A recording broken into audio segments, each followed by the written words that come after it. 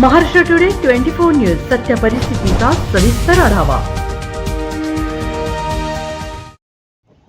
बाजारभोगाव बाजारपेठेत पुराचे पाणी पातळीत वाढत असून नागरिकांमध्ये भीतीचे वातावरण निर्माण झाले आहे।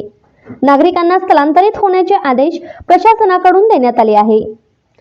पन्हाळा तालुक्यातील बाजारभोगाव बाजारपेठेतील पाणी पातळीत कमालीची वाढ झाली आहे।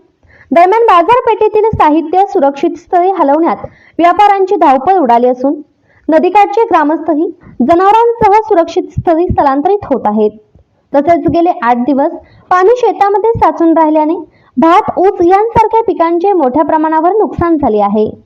सुरू असलेला मुसळधार पाऊस व वादळी वाऱ्यामुळे ठिकठिकाणी झाडांच्या फांद्या व विजेच्या तारा तुटल्या असून परिसरातील विद्युत पुरवठा खंडित झाला आहे।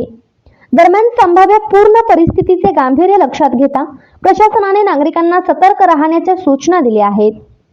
महाराष्ट्र टुडे मराठीसाठी ब्युरो रिपोर्ट किरण मस्कर, कोल्हापूर।